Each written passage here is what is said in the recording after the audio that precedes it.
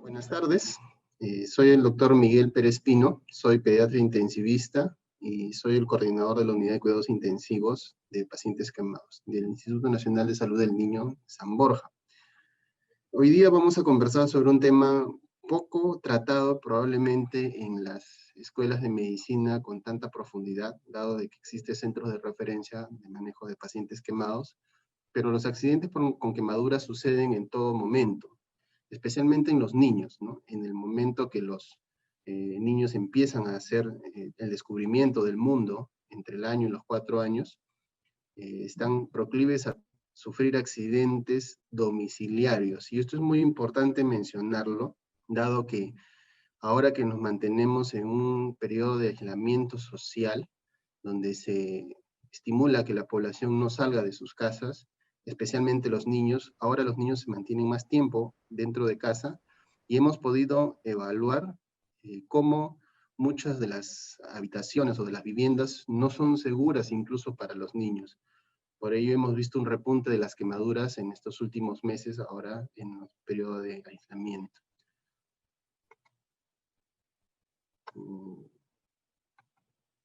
Bueno. Vamos a empezar por lo básico. Primero, que las lesiones por quemadura se van a producir tanto de manera inmediata, ya sea depende del agente térmico que está ocasionando la lesión, o como lesiones de manera retardada por el efecto que va a ocasionar la isquemia progresiva de los tejidos. Esto se debe a que el grado de destrucción tisular está directamente relacionado a dos factores, a la temperatura y el tiempo de exposición. Para poder entendernos, y de acuerdo a las repercusiones hemodinámicas y sistémicas de las quemaduras, se ha podido clasificar en 3 segmentos. A los pacientes que sufren quemaduras. Esto es válido tanto para niños como para adultos. Cuando una persona se quema menos del 10% de la superficie corporal total, se denomina una quemadura de pequeña extensión o una quemadura de baja complejidad. Cuando la quemadura abarca entre el 11 y el 19%, se habla de una quemadura de mediana extensión, mientras que una quemadura por encima del 20% ya se habla de una quemadura de gran extensión o es un paciente gran quemado. ¿Por qué esta diferenciación?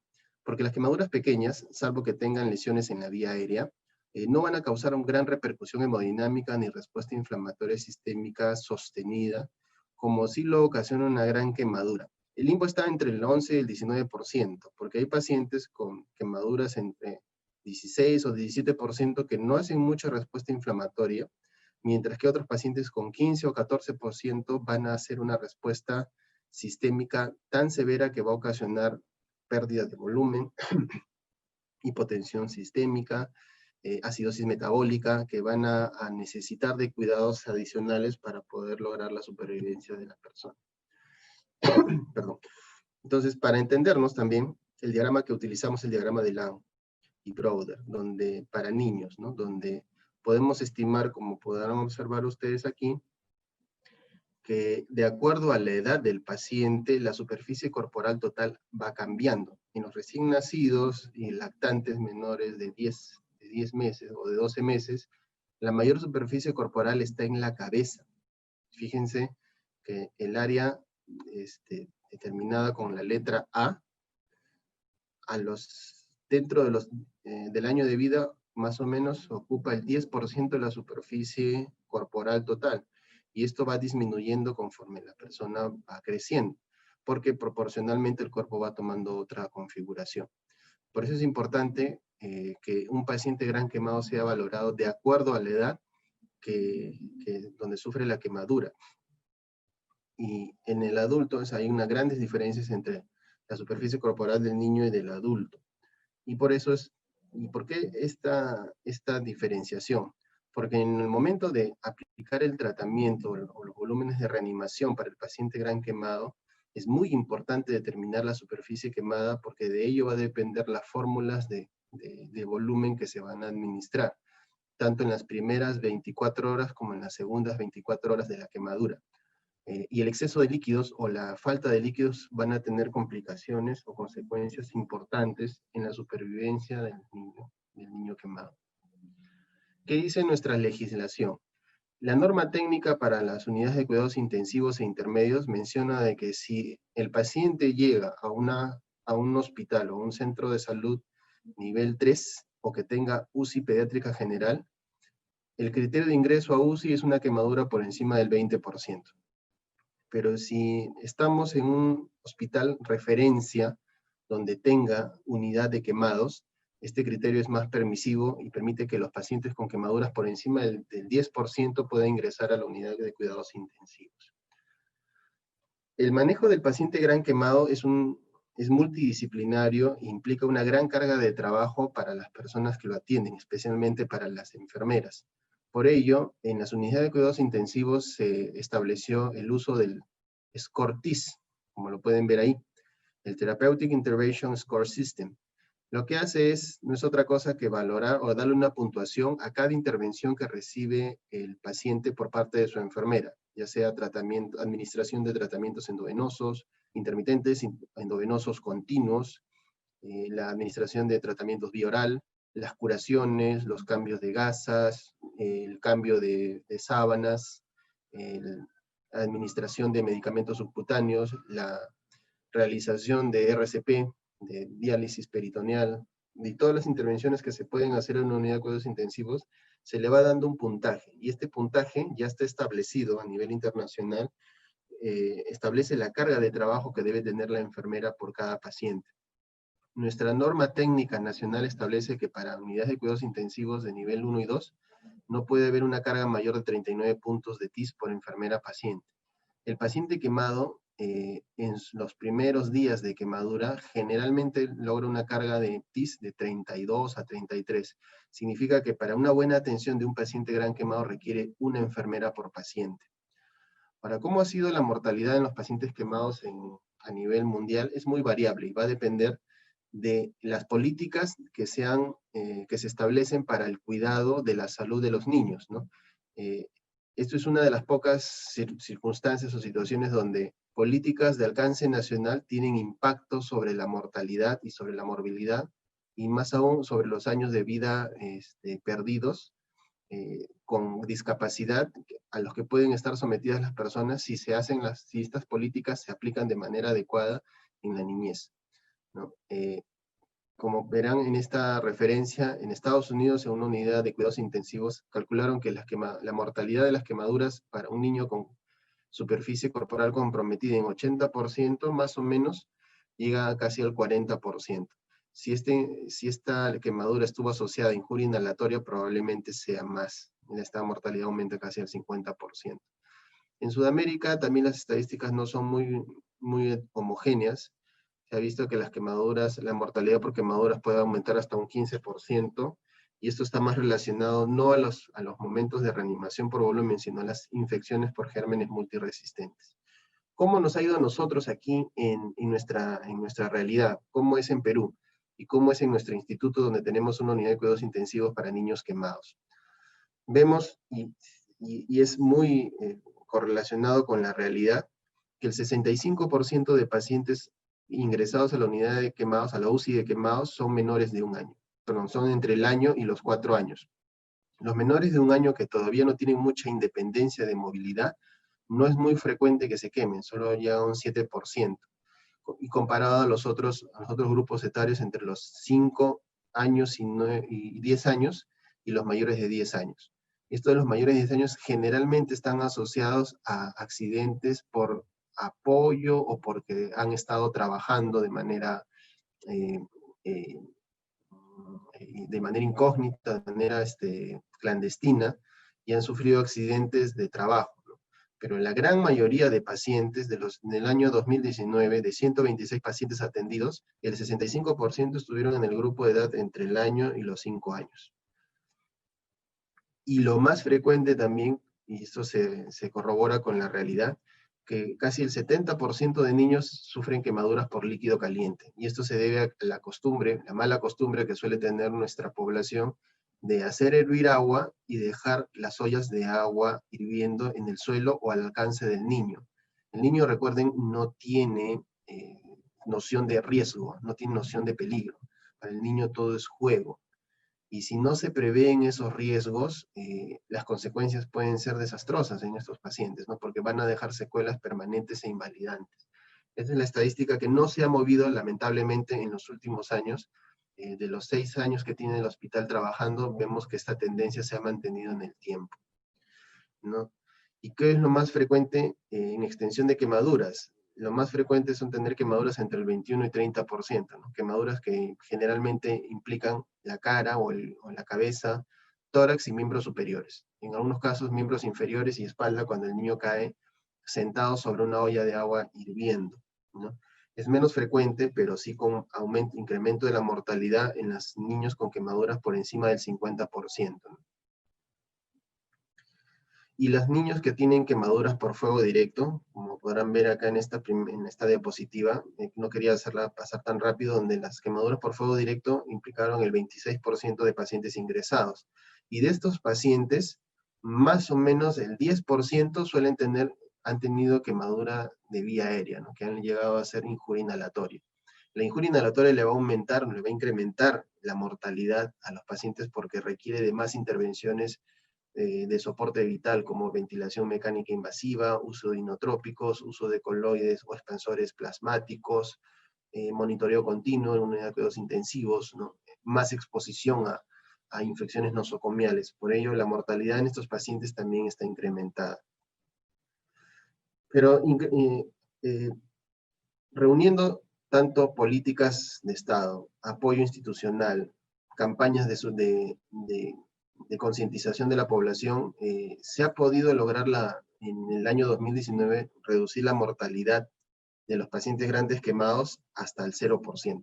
De hecho, esto no fue de un momento a otro, ha sido el trabajo coordinado multidisciplinario entre cirujanos plásticos, intensivistas pediátricos, anestesiólogos especializados, terapia del dolor, fisioterapia respiratoria, terapia física, rehabilitación, psicología, servicio social, el trabajo de enfermería, tanto en cuidados intensivos como en hospitalización, ha sido muy arduo y se ha podido reducir la causa principal de mortalidad de los quemados, que es por infección, ¿no? Y esa es nuestra tendencia de la mortalidad en los últimos años, como empezamos con una mortalidad de 7% y que se ha ido reduciendo con el paso del tiempo. En el año 2020 sí tenemos otra estadística porque afrontamos la emergencia del accidente de la explosión de un camión de gas en Villa El Salvador en el mes de enero, donde se maneja con una dinámica diferente, ¿no? Una dinámica de desastre, donde van a colapsar los servicios de salud, como lo podemos ver ahora en esta pandemia que estamos atravesando, y donde las mortalidades van a estar incrementadas, ¿no? Acá es un puntaje donde trata de valorar el grado de severidad del paciente al ingreso a la unidad de cuidados intensivos versus la superficie quemada, y esto está relacionado de manera directamente proporcional. Y acá podemos ver ya de manera gráfica cómo ha ido cayendo la mortalidad de los pacientes.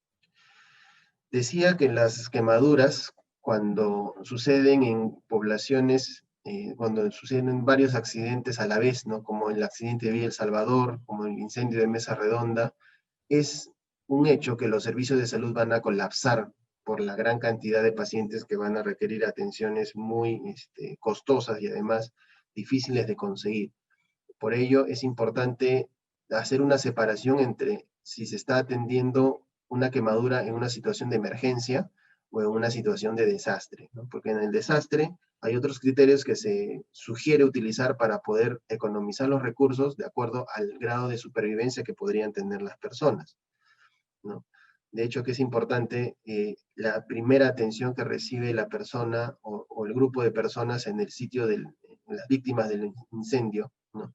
Donde se les sugiere, donde se hace un primer triaje para poder saber qué pacientes van a sobrevivir, quiénes tienen menos posibilidad de sobrevivir y quienes definitivamente no van a requerir atención hospitalaria que cope los servicios de salud. Si bien es cierto, hay gran cantidad de estrés y de emociones encontradas en una situación de desastre, muchas personas no sufren más que solo crisis de angustia, ¿no? Pero suelen ir al hospital y quieren que los atiendan y en ese momento se pierde oportunidades de atender a pacientes que realmente podrían sobrevivir. Por eso es importante sugerir a la población y a las personas que van a atender de manera directa o los primeros que van a atender el autocontrol, la autoprotección y la evaluación cualitativa de las quemaduras para intentar hacer un triaje, ¿no? Establecer una línea endovenosa para poder hidratar de manera enérgica, dar analgésicos En algunas ocasiones se tienen que hacer incisiones sobre las quemaduras cuando son muy severas y circunferenciales para evitar el síndrome compartimental de la extremidad, y definir si el paciente puede ir a un hospital común o debe ir a una unidad de quemados donde tenga cuidados intensivos. Recuerden que en salud los recursos siempre van a ser limitados y escasos, por eso tenemos que priorizar nuestra atención. Y este de aquí es un score propuesto hace ya algunos años en países donde habitualmente suelen tener quemaduras por fuego directo, en países que han estado en guerras, que han sufrido catástrofes como accidentes de avión, explosiones de centrales de petróleo, ¿no? Donde han habido varios heridos y varios fallecidos. Entonces se armó un cuadro de doble entrada donde se procuraba dar una orientación a los médicos de emergencia, los primeros atendedores, para saber si el paciente tendría o no tendría alguna expectativa de sobrevivir. Mientras que en otro grupo de pacientes, estos pacientes no deberían llegar a una unidad de quemados y deberían ser atendidos solo en las ambulancias o en un centro de salud de primera intención. Y acá podemos ver, ¿no? Mientras más incrementa el porcentaje de quemadura y más incrementa la edad, las posibilidades de sobrevivir también son muy bajas, ¿no? Ahora, para cualquier situación, una quemadura por encima del 90% es de muy mal pronóstico, por lo cual se sugiere que solo se dé tratamiento paliativo. Es muy importante definir eso porque a veces se invierte grandes cantidades de recursos, unidades de cuidados intensivos, soporte transfusional, en un paciente que en menos de 48 horas probablemente va a sobrevivir. O sea, esto no lo hemos hecho acá, esto no es de Perú, esto es en Estados Unidos, ¿no? Pero que se hizo juntando información tanto de Estados Unidos, de Gran Bretaña, Francia, Israel y Medio Oriente. Entonces, ¿cuál es el principal objetivo del manejo de un paciente gran quemado? Ese es el tema importante de aquí. Un niño gran quemado necesita soporte vital en las primeras fases iniciales de la injuria térmica, ¿no? ¿Qué significa soporte vital? Que las funciones vitales estén estables, ¿no? Primero que sucede en un paciente con una gran quemadura es una gran respuesta inflamatoria sistémica que va a intentar disminuir la pérdida de líquidos y va a intentar disminuir la pérdida de temperatura, porque es lo primero que sucede cuando viene una quemadura. Entonces el organismo moviliza reservas, moviliza leucocitos, moviliza reactantes de fase aguda para poder contener esta pérdida importante de líquidos, ¿no? Y una vez sostenida esta fase prequirúrgica, nos viene la tarea de preparar al paciente para que pueda resistir una cirugía de escarectomía, una cirugía para retirar la zona necrótica, retirar la piel quemada, para disminuir esta respuesta inflamatoria, dado que es necesario que la persona puede estar en condiciones para tolerar un acto anestésico sin que haya colapso hemodinámico. Es muy importante, por lo mismo del soporte vital, que hay que dar volúmenes en grandes cantidades, tener accesos vasculares seguros. Entonces es importante establecer un acceso vascular de emergencia, ya sea un catéter venoso central o una línea intraósea para poder dar este soporte inicial. Y luego se continúa con el monitoreo y el soporte vital de acuerdo a la progresión de las intervenciones quirúrgicas. Entonces, en un servicio de emergencia, como decíamos, hay que dar el soporte de circulatorio y respiratorio. Y esto es importante que el médico que atiende a un paciente con quemaduras de primera intención sepa valorar si es que el paciente está haciendo colapso circulatorio o colapso respiratorio. No siempre los dos van a la vez. La mayoría de veces suelen ir por separado. Pero también es cierto que en el transcurso de las horas, conforme va aumentando la respuesta inflamatoria, este colapso sea de ambos sistemas.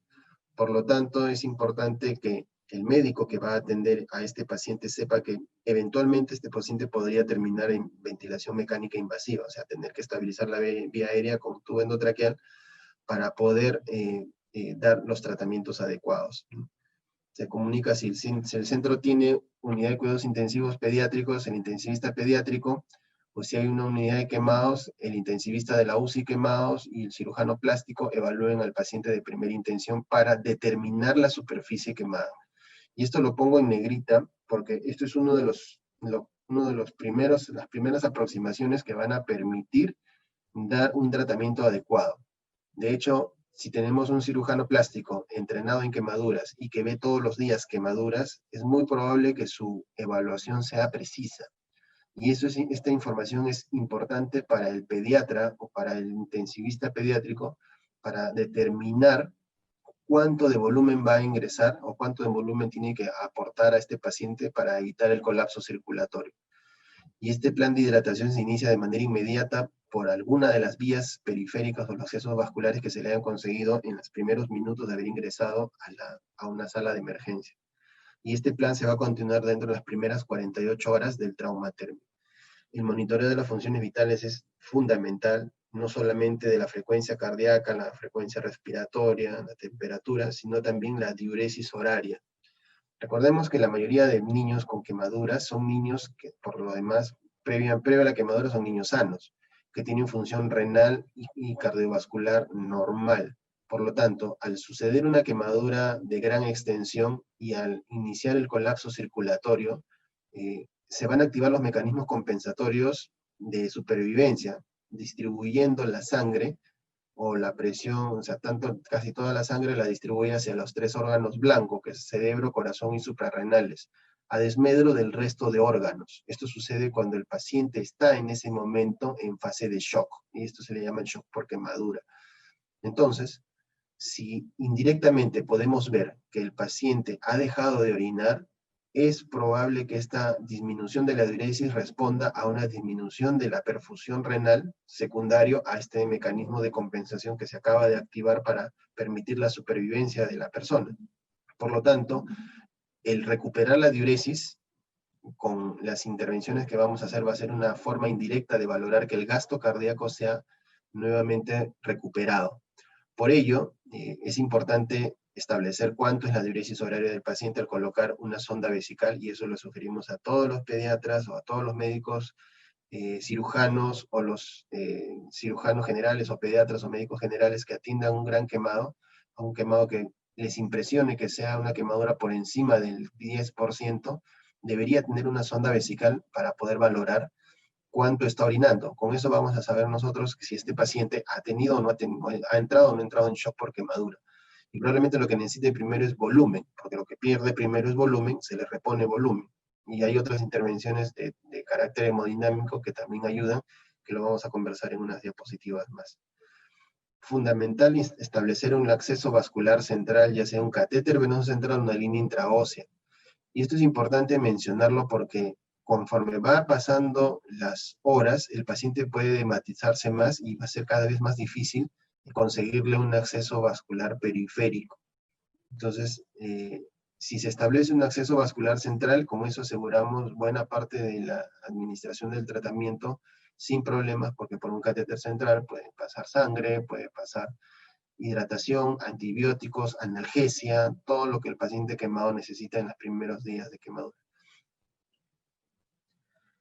Y luego viene el plan de hidratación. ¿Cómo hidratamos a un paciente quemado? Una vez que ya lo tenemos en nuestra sala de emergencia, o llegó a nuestro centro de salud, o lo tenemos en la emergencia del hospital, y viene una madre con su niño en brazos, diciendo de que se acaba de caer sentado sobre una olla de agua hirviendo.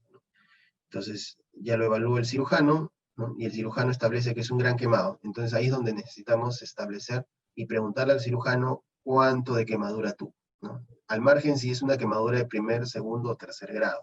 Primero nos interesa la extensión porque de ello va a depender cuánto de respuesta inflamatoria se va a activar y cuánto no va a requerir de volumen. Entonces, el líquido de hidratación que se puede utilizar, que se sugiere, es el lactato de Ringer, ¿ya? Disponible en todo el país, está dentro del Petitorio Nacional de Medicamentos, entonces los centros de salud podrían solicitarlo sin ningún problema, y es una solución que se utiliza de preferencia comparado con el cloruro de sodio, el 9 por 1000, o con las infusiones de dextrosa, porque esta solución de lactato de Ringer es isoosmolar, tiene una osmolaridad muy parecida a la del plasma, sin tanta carga de sodio y cloro. Cuando no hay lactato de Ringer, bueno, se puede hidratar con dextrosa, se puede hidratar con cloruro de sodio, principalmente de cloruro de sodio. ¿Cuál va a ser la contraparte? De que el aporte de cloruro de sodio, tanto de cloro como de sodio, van a llevar al paciente quizás en 1 o 2 días en una acidosis metabólica hiperclorémica, que podría confundir al médico pensando que el paciente está descompensado y es solo que tiene un exceso de sodio. Por eso lo ideal es utilizar lactato de Ringer, ¿no? Se puede preparar lactato de Ringer también con dextrosa al 5% y 4 ampollas de lactato, cuando se dispone de esta manera, ¿no?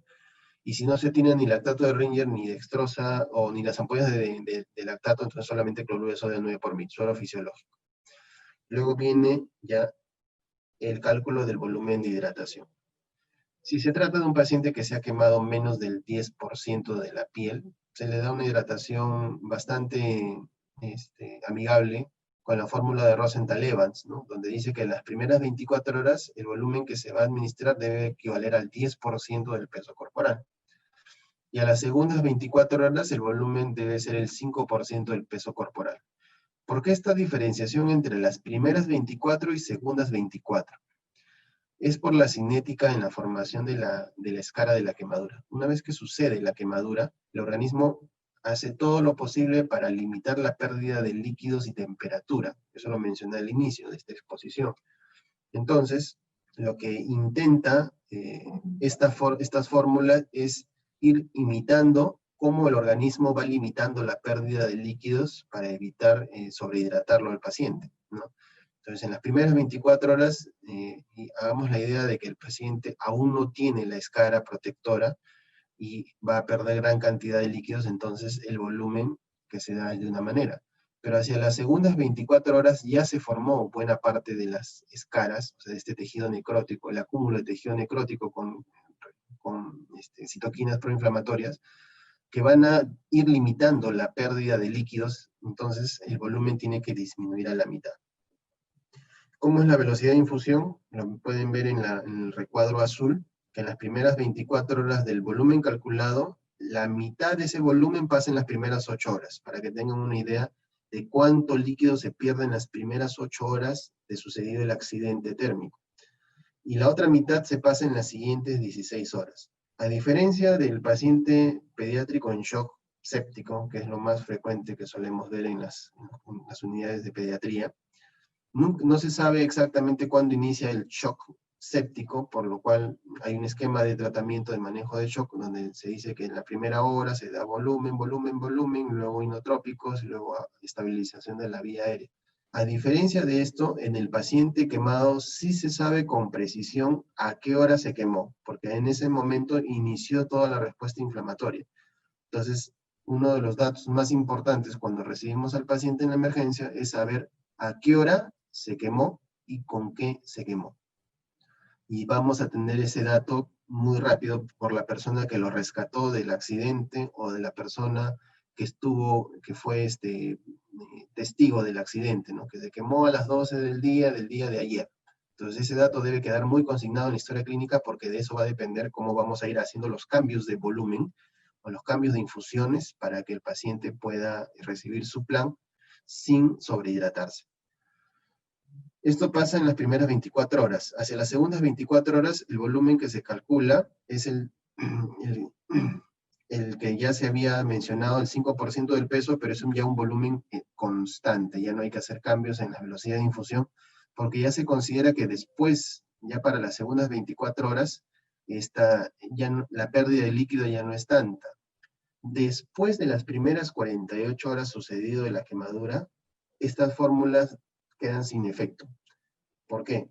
Porque ya el organismo, si sobrevivió a las 48 horas, es porque logró la forma de que de alguna manera se formara la escara y limitara la pérdida de líquidos a las pérdidas insensibles habituales. Por lo tanto, luego de las 48 horas, el plan de hidratación debe cambiar a la de cualquier paciente pediátrico de acuerdo a la edad que tiene, ya sea por kilo de peso o por metro cuadrado de superficie. Ahora, acá la cosa se complica cuando ya el paciente tiene una quemadura por encima del 20%. Hay varias fórmulas. Cuando hay varias fórmulas es porque no existe la fórmula perfecta, ¿no? y eso va a depender de la experiencia del centro en aplicarla, en la facilidad que tenga de conseguir los recursos, ¿no? Del monitoreo que pueda hacer en las primeras horas de la quemadura. Entonces, lo que nuestro instituto sugiere y utiliza con mucho éxito es la fórmula de Carvajal modificada, que es la fórmula original del Shiners Barnes Institute de Galveston, Texas, donde también establece un plan de hidratación en 2 fases, en las primeras 24 horas y en las segundas 24 horas. En las primeras 24 horas hay 2 partes, que lo estoy dividiendo aquí para que pueda ser entendible de mejor manera, en requerimientos basales y pérdidas por reposición, ¿no? En cualquier paciente pediátrico que queremos reponer pérdidas de líquidos, siempre damos como plan de hidratación del día, los volúmenes de hidratación basales, y luego ponemos las pérdidas anormales, ¿no? Estas pérdidas anormales en el paciente quemado van a ser las reposiciones que vamos a dar. ¿Y cómo se calcula? Perdón. 2000, la pérdida, las zonas, o digamos, el requerimiento basal es 2000 por metro cuadrado de superficie, ¿no? El paciente lo podemos pesar y calcular su superficie corporal total, y luego ponerle la reposición por la quemadura. Y esta reposición por quemadura es de 5000 por la superficie quemada. Aquí es donde ingresa el dato que el cirujano plástico me va a dar de cuánto es la extensión de la quemadura. La superficie quemada es la superficie corporal total por el porcentaje de quemadura, que es sencillo de obtener, ¿no? Entonces, de todo este volumen completo que se calcula, igual, la mitad de este volumen se pasa en las primeras 8 horas y la otra mitad se pasa en 16 horas. Cuando llegamos a las segundas 24 horas de la quemadura, se vuelve a recalcular el volumen que se va a infundir. Ya no se van a hacer cambios en la velocidad de infusión, sino es un solo volumen constante que va a recibir, que es de un basal de 1500 por metro cuadrado de superficie más 3750 por la superficie quemada. Este es un volumen calculado en 24 horas. ¿Cuál es la tingencia? De que esta fórmula nos va a ayudar en el paciente que tiene quemaduras por debajo del 50%. Si tenemos un paciente con quemaduras por encima del 50%, la recomendación es que todo lo calculemos como 50% de superficie quemada y vayamos ofreciendo volumen progresivamente de acuerdo a la hemodinamia del paciente, a cómo está respondiendo su flujo urinario, cómo está su sensorio, cómo va mejorando la acidosis metabólica, cómo está la presión arterial sistémica, ¿no? Cómo va la taquicardia del paciente, ¿no? Todo esto nos puede dar una idea de que si estamos revirtiendo o no el shock. ¿Por qué se hace esto? Porque esta fórmula, la fórmula de Carvajal, comparada con las otras fórmulas que se disponen en la literatura, es la que menos volumen ofrece y la que va a permitir dar volumen hacia arriba de acuerdo a la necesidad del paciente. Las otras fórmulas tienen la desventaja que ofrecen gran cantidad de volumen y que el paciente probablemente no lo pueda manejar, o sea, su medio interno no lo pueda manejar de manera adecuada por la gran pérdida de proteínas séricas que sucede en las primeras horas. Y el paciente, si recibe un exceso de volumen, este volumen se va a transformar en edema agudo de pulmón y van a requerir del uso de ventilación mecánica, del uso de albúmina o de plasma fresco congelado para poder redistribuir este volumen en exceso, y va a requerir de más intervenciones, ¿no? Entonces se ha demostrado y lo hemos podido nosotros también aplicar a que esta fórmula es la que tiene mejor resultado. Y hablamos también del uso de coloides en estos pacientes, ¿no? Es porque al haber una mal distribución del agua corporal total por la pérdida de proteínas plasmáticas, tenemos que echar mano a estos coloides, ¿no? En primera instancia y de elección debe ser el plasma fresco congelado. O sea, se pierde plasma, se recupera plasma, porque el trasudado que sucede durante las primeras horas de quemadura básicamente es plasma, es como el plasma mismo. Entonces, se sugiere que el primer día sea la superficie corporal total, ¿no? Y el segundo día la mitad de la superficie corporal quemada, ¿no? Esto más o menos da con el cálculo habitual que solemos darle a un paciente con un trastorno de coagulación, por ejemplo, y que requiere el uso de plasma fresco de más o menos 10 cc por kilo por dosis, ¿no? Y esto se puede ir repitiendo de acuerdo a la mejoría hemodinámica del paciente.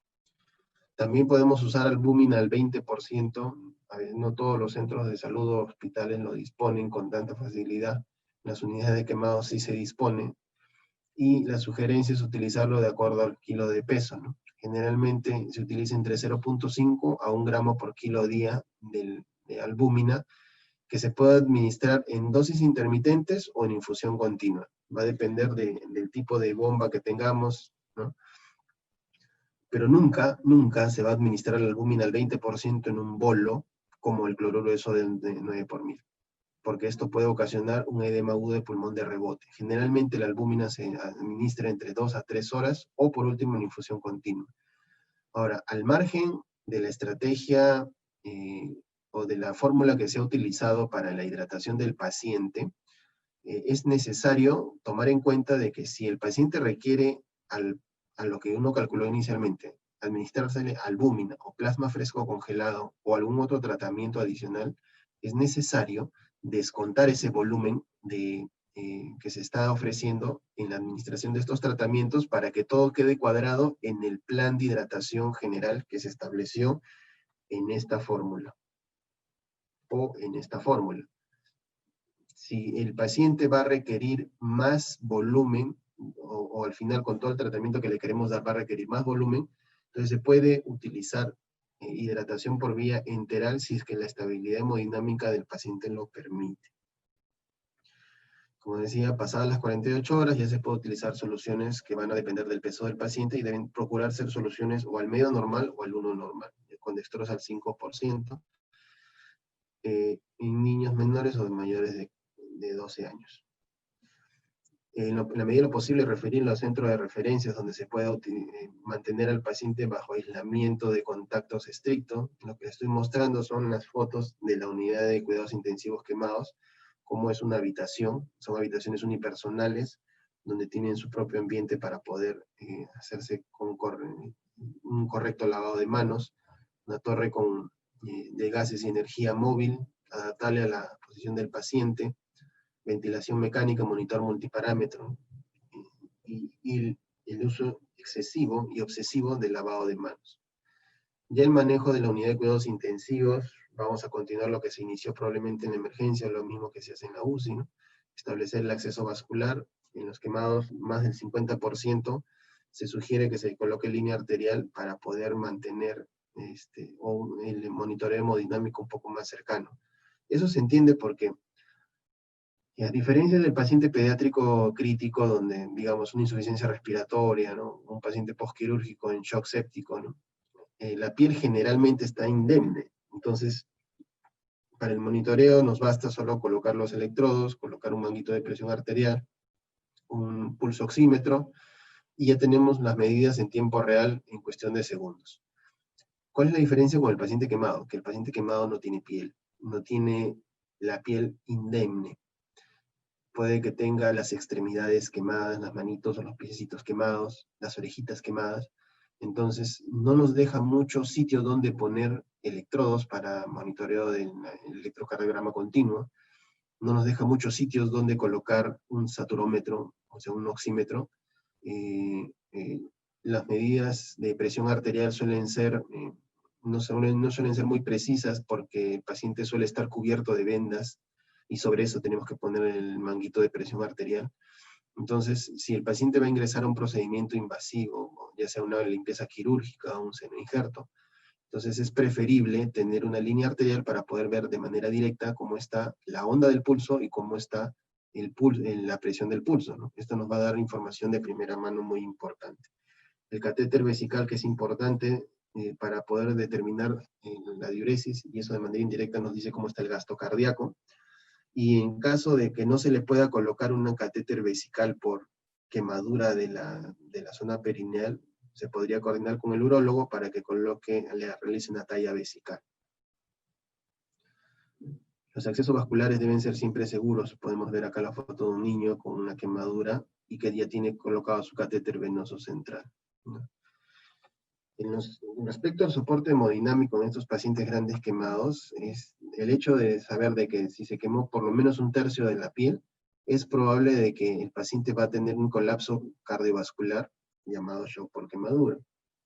Y esto se debe a que hay una disminución de la precarga porque se pierde gran cantidad de líquido, hay una disminución de la contractilidad miocárdica por un factor aún no reconocido, pero que va a deprimir la fuerza de contractilidad del corazón y va a disminuir, por lo tanto, la fuerza de contractilidad, y esto va a disminuir el gasto cardíaco, ¿no?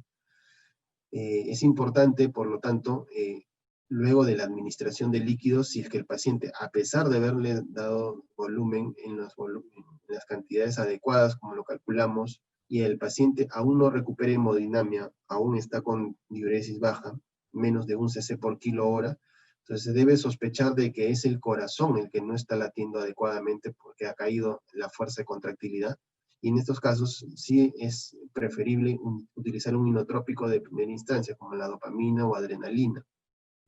Si el paciente ha sido víctima de un accidente por quemadura y por fuego directo y ha sido rescatado de un incendio, es probable que la hipoxemia sostenida lleve a hipertensión pulmonar. Entonces, en estos casos, la indicación es el uso de dobutamina en dosis bajas, ¿no?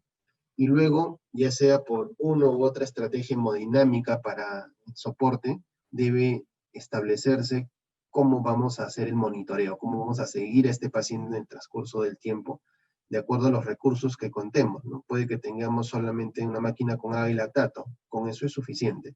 Con el lactato sérico podemos ir viendo cómo va mejorando la hemodinamia del paciente al normalizarse los valores del lactato del paciente. Ahora ya, si estamos en una unidad de cuidado intensivo, pues con todo el equipamiento podríamos utilizar un Doppler transesofágico, o sea, la medición del Doppler, del gasto cardíaco por Doppler, versus la tecnología de PICO, ¿no?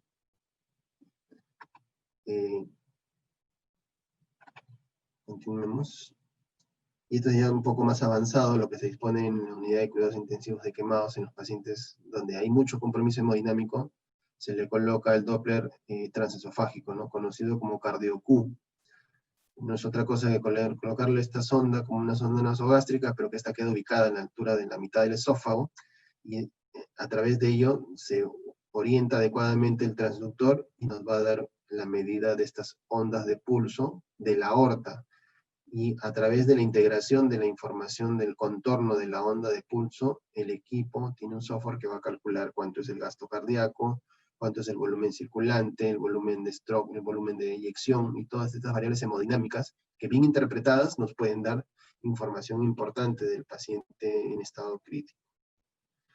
El soporte ventilatorio invasivo va a ser necesario cuando el paciente tenga una injuria inhalatoria baja, haya sido o esté bajo una obstrucción de vía alta o como coadyuvante del manejo del shock por quemadura, y en pocos casos, cuando no se dominan mucho los protocolos de hidratación del paciente, el paciente puede irse al otro lado y hacer un edema agudo de pulmón, ¿no? Entonces también a veces es necesario ingresar al paciente a ventilación mecánica para manejar este edema agudo y luego una extubación precoz, ¿no? Como podemos ver aquí. El paciente tiene una quemadura importante y que está aún conectado al respirador artificial, ¿no? Acá también tenemos fotos donde tenemos un paciente con una quemadura 45% por líquido caliente, pero que hizo edema agudo de pulmón. Ven los signos de sobrehidratación en el paciente, edema palpebral, edema facial, y aquí el injerto está prácticamente pegado, ¿no? Pero aún está con edema agudo de pulmón, y esto es parte del soporte que requiere el paciente. Para intubar a un paciente de emergencia, el diagnóstico se hace clínicamente. Una gasometría nos puede ayudar o confirmar el diagnóstico, pero jamás vamos a esperar un AGA para intubar a un paciente. Esa es una premisa de los cuidados intensivos pediátricos. Lo que vemos es el paciente. Si el paciente está en insuficiencia ventilatoria, necesita estabilizarse esa vía aérea antes que el paciente haga parada respiratoria, ¿no? Si el paciente tiene trastorno de sensorio y no está ventilando adecuadamente, tiene un GLAJO menos de 8, necesita intubarse de manera inmediata. No puedo esperar tomar un AGA para ver que está haciendo retención desde 2 para recién tomar la decisión. Esta actitud salva muchas vidas, ¿no? Puede que el AGA nos dé un poco de seguridad, pero no deberíamos esperar un examen de laboratorio para intubar a un paciente. Si hay falla respiratoria inminente o el edema de la vía aérea es alta, es importante, porque el paciente no puede respirar, tiene uso de musculatura accesoria, y vemos signos indirectos de injuria inhalatoria como edema de lengua, vibrisas quemadas, pestañas quemadas, ¿no?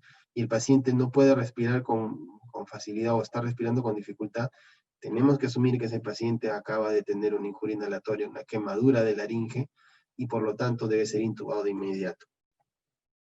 Y esto puede pasar y eso es lo que podemos encontrar después, ¿no? En este gráfico podemos observar cómo hay hollín en las zonas cercanas a los aritenoides, ¿no? Y en las cuerdas vocales incluso. Hay un edema de la epiglotis, un edema de glotis importante, y esto es secundario a la injuria inhalatoria, ¿no? Que puede generar secuelas de este tipo, ¿no? Las sinequias de las cuerdas vocales, ¿no? Donde el paciente va a tener que ser evaluado por otorrino durante un tiempo largo, ¿no? El soporte nutricional es otra de las estrategias que ha demostrado mejorar la mortalidad, disminuir la mortalidad y mejorar la morbilidad de los pacientes hospitalizados por grandes quemaduras, ¿no? ¿Y esto de dónde parte? Este gráfico que pueden observar aquí, en esta gráfica, trata de comparar los diversos tipos de estrés que puede sufrir el organismo para saber cómo es la excreción de nitrógeno, que es en otras palabras el estado metabólico o el gasto metabólico del paciente mientras sufre este problema. En la inanición completa vemos de que el gasto metabólico es mínimo, está muy aplanado, ¿no? Y conforme vamos cambiando a la inanición parcial o una cirugía electiva, por ejemplo, fíjense acá, en una cirugía electiva el gasto metabólico a través de la excreción de nitrógeno no incrementa mucho, ¿no? Está casi dentro de los rangos normales, una cirugía programada. En un paciente con una infección, este gasto metabólico incrementa. En un paciente con una sepsis grave también incrementa. Un paciente con un trauma esquelético incrementa notoriamente, hasta casi 20 veces lo normal, pero en una gran quemadura, el gasto metabólico es muy importante, es muy notorio, y el organismo va a utilizar proteínas tanto estructurales como de reserva para poder cicatrizar o para poder sobrevivir. Por lo tanto, se da una gran demanda energética, especialmente proteica, porque son los que van a proporcionar este tipo de energía, ¿no? Por lo tanto, si no tenemos en cuenta de que el paciente, desde que se quema hasta los primeros 20 días post quemadura, no va a bajar este gasto metabólico, entonces este paciente en poco tiempo va a tener complicaciones metabólicas serias. Por lo tanto, es importante para un paciente gran quemado establecer el soporte nutricional precoz dentro de las primeras 72 horas para poder intentar contrarrestar este gran gasto metabólico y el paciente pueda sobrevivir. Y de preferencia vamos a utilizar la nutrición enteral versus la parenteral. Es mejor la nutrición enteral porque es más fisiológica, ¿no? El hecho de disminuirle la pérdida de temperatura al paciente también va a reducir el requerimiento calórico hasta en un 20%. Por lo tanto, los pacientes quemados deben estar en ambientes con calefacción. Normalmente trabajamos así con ropas de trabajo que para nosotros, el personal de salud, suele ser temperatura alta, ¿no? Que nos hace sudar durante todo un día, ¿no? Pero para el paciente quemado es lo que necesita porque va a reducir su requerimiento calórico, ¿no? El inicio debe ser precoz y una progresión debe ser proactiva. Cada 4 a 6 horas debe duplicarse el volumen para lograr este objetivo nutricional en corto tiempo, ¿no? Incluso en la fase de reanimación por fluidos, si el paciente está hemodinámicamente estable y está sostenido adecuadamente, se le puede iniciar la vía enteral, ¿no? No necesita estar en NPO una semana un paciente así porque esto, al contrario, va a aumentar la mortalidad. Y la nutrición enteral ha demostrado también ser efectiva y segura para ofrecer el aporte calórico y proteico con un mínimo de complicaciones, ¿no? Otro punto importante para el manejo del paciente quemado es la analgesia. Todos los que en algún momento hemos tenido quemaduras pequeñas sabemos de que el dolor que se genera en una quemadura superficial es más intenso que en una quemadura más profunda, ¿no? Nosotros que somos los adultos podemos entenderlo, pero un niño lo entiende muy poco. Y el dolor, recuerden que el dolor es una sensación subjetiva, y esta sensación subjetiva va a estar relacionada a todo el background del paciente, ¿no? Cómo han sido sus contactos con los servicios de salud, cómo han sido, qué tan seguro, qué tan angustiada puede estar el familiar o puede estar la madre del paciente, ¿no? Entonces, las primeras horas suelen ser complicadas en el manejo del dolor del paciente porque no sabemos si estamos manejando dolor o estamos manejando ansiedad. Pero conforme van pasando los días, una vez que ya pasó el estrés quirúrgico o el estrés de la quemadura, entonces se puede saber si el paciente está más angustiado o realmente tiene dolor, ¿no? Hay signos indirectos que nos dicen, nos ayudan a valorar esto, y el dolor debe ser manejado de manera multidisciplinaria, dado de que la misma quemadura va a implicar una neoformación, o la cicatrización de la quemadura va a implicar una neoformación de terminaciones nerviosas. Estas podrían crecer de manera normal y generar un dolor neuropático, ya no un dolor agudo. Entonces, este dolor neuropático debe ser manejado, se expresa inicialmente como el prurito. Y acá vemos en esta escala con las caritas en cuadrados, vemos una escala que nos permite saber, con mirar al paciente, cuál es el grado de prurito que tiene. Cuando el paciente está sonriendo, es un niño pequeño, está sonriendo, el niño está confortable, no tiene prurito. Cuando hay un prurito escaso, no le interfiere la actividad diaria, ¿no? Hay un prurito leve. Cuando ya incrementa, entonces ya va cambiando la fases del niño y porque está incómodo, porque le está picando. Cuando ya el prurito es importante, ya interfiere con las actividades, ¿no? La fase del niño cambia, y ya cuando el prurito es máximo, el niño no se halla en sí, está imposible de mantenerse quieto, no es capaz de concentrarse porque está con el prurito y está tratando de rascarse todo el tiempo. Estas escalas nos ayudan para poder dar intervenciones precoces y disminuir esta sensación con el uso de múltiples fármacos. Y con respecto al manejo del dolor, tenemos las caritas, en la escala de dolor de las caritas, donde el niño que está sonriendo es el niño que está contento y sin dolor, y esto va graduándose hasta el 10, es el dolor más fuerte o el peor dolor que se puede imaginar, ¿no? Ahora, no tiene que estar llorando para expresar el dolor. O sea, si el niño es capaz de verbalizar un adolescente, por ejemplo, es posible que nos diga que es el dolor más fuerte que ha tenido en su vida. Entonces se califica como 10. Y estas escalas se van valorando turno a turno, día y noche, para saber si las intervenciones que se están haciendo están dando efecto. Hay una serie de medicamentos que están disponibles para el tratamiento de los pacientes con quemaduras, tanto para el manejo agudo como para la fase de rehabilitación, ¿no? Principalmente el uso de opioides como el fentanilo, la morfina, ¿no? Junto con algún ansiolítico en dosis bajas, ¿no? Midazolam o diazepam, y se hace una analgesia combinada con medicamentos disociativos como la ketamina, que lo que va a ocasionar es una sensación diferente a la que se está tratando o la que se está produciendo. Eso se puso en las primeras 72 horas, pero también se puede prolongar su uso por más tiempo, y asociándolo con otros medicamentos como el paracetamol o con AINES, si es que el paciente no tiene alergia a alguno de los AINES. Y en la fase de rehabilitación es para el uso de medicamentos de larga data o de medicamentos para el control del dolor neuropático. Ya para terminar en esta charla, la infección por quemadura es una de las causas y una de las preocupaciones más importantes en todas las unidades de cuidados intensivos del mundo, dado de que es difícil en las primeras días definir si el paciente tiene una quemadura o lo que tiene es una infección por quemadura, porque los reactantes de fase aguda se van a elevar de manera considerable, ¿no? Y más aún, el paciente puede lucir tóxico solo con una quemadura.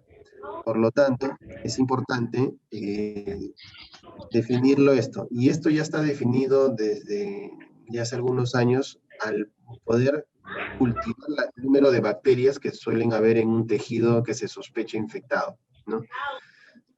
Se apartamos por la idea de que el paciente quemado en las primeras horas de sucedido el accidente es un paciente estéril, porque el agente térmico se encargó de esterilizar la zona. O sea, si bien es cierto, quemó células, también quemó bacterias. Entonces, pero quienes sobrevivieron fueron las bacterias que se encuentran en los folículos pilosos de las zonas circundantes a la quemadura. Entonces esas bacterias, al estar en contacto con tejido necrótico, van a proliferar de manera exponencial, y más o menos hacia las 72 a 96 horas, es posible de que si no se ha hecho nada adecuado, estas bacterias empiecen a invadir el tejido, a invadir la piel. Y esto va a ocasionar que haya una sepsis grave por quemadura. Entonces, la forma de diferenciarlo es saber cuántas bacterias están creciendo en un gramo de tejido. Ese es el parámetro. Y un conteo de 10 a la 5, más de 10 a la 5 unidades formadoras de colonias por gramo de tejido pueden indican una infección. Cuando el conteo es menor, se puede hablar de una colonización, o sea que ya está a punto de traspasar la barrera de poder invadir el tejido. Por lo tanto, es importante tomar las medidas adecuadas, tanto médico como quirúrgicas, para poder eliminar el foco séptico, ¿no? La infección invasiva es cuando ya pasó hacia el tejido sano, donde no había quemaduras, y se está ocasionando el problema. La celulitis por quemadura es la infección que ocurre en la piel sana, que está ubicada alrededor de la piel de la quemadura, y las infecciones más complicadas son las fasciitis necrotizantes, porque existe una invasión del tejido hacia la fascia muscular, y se va a diseminar con mucha rapidez, y va a poner al paciente en condición tóxica. Acá podemos ver imágenes como a gran aumento se observan pequeñas bacterias, pequeños bacilos, perdón, donde se han alojado en tejido sano, donde se han alojado las bacterias, y macroscópicamente se puede ver con facilidad todo el tejido necrótico, incluso el cambio de coloración hacia un verde cianina, muy sugerente de pseudomonas. Entonces, la sepsis por una quemadura se va a determinar por la presencia de algunos síntomas y signos ya conocidos, como la fiebre o la hipotermia, asociado a la taquicardia progresiva, a consumo de plaquetas como la trombocitopenia e hiperglicemia, o una intolerancia a la nutrición enteral. Y ese es un signo muy importante, porque el paciente no tendría por qué no tolerar, o sea, sí debería recibir todo el alimento que se le da. Pero si el paciente, de lo que estaba con buena tolerancia enteral, empieza a tener distensión abdominal, hay vómitos, o el residuo gástrico incrementa de manera considerable que impida la progresión de la vía enteral, entonces debemos sospechar que alguna de las heridas ya está haciendo una sepsis, y ese paciente debe entrar pronto a una cirugía para excindir el tejido que está necrótico. O además que el paciente esté con una diarrea incontrolable. Y a veces pueden terminar en esta condición los pacientes, donde le ponen un injerto y el injerto se infecta, y al final se licúa el injerto, y la infección se disemina hacia todo el cuerpo. Los tratamientos tanto el tratamiento antibiótico profiláctico, con antibióticos de bajo espectro, que van a cubrir gérmenes de piel, ha demostrado mejorar la supervivencia de los injertos en estos pacientes con quemaduras, ¿no? Y también va a mejorar la tasa de sobrevida de los injertos. Pero cuando ya se trata de una infección, de acuerdo a los patrones de sensibilidad nosocomial, se deben ajustar el tratamiento antibiótico, ¿no? El aislamiento es importante en estos pacientes. Estos pacientes no pueden compartir habitación con otro paciente quemado, porque podrían hacer infección cruzada. Cuando se dispone de la logística y la tecnología para poder aislarlos, se deben utilizar al máximo, porque eso ha demostrado disminuir la mortalidad. Incluso en nuestra unidad tenemos una sala de curaciones con máquina anestesia y con anestesiólogo programado para las curaciones en tópico, donde se hace el descubrimiento de las heridas y es posible determinar la progresión de las lesiones a mejor, o si es que requiere de alguna cirugía, una intervención de mayor complejidad. Y toda la tecnología y los recursos no van a ser más importantes que el recurso humano, que cuando se trabaja en un equipo multidisciplinario se es capaz de lograr el éxito, ¿no? Como reducir en nuestro país la tasa de mortalidad por quemaduras en poco tiempo. Bueno, este es un resumen del manejo del paciente gran quemado. Estoy abierto para sus preguntas. Bueno, muchas gracias a todos por su atención.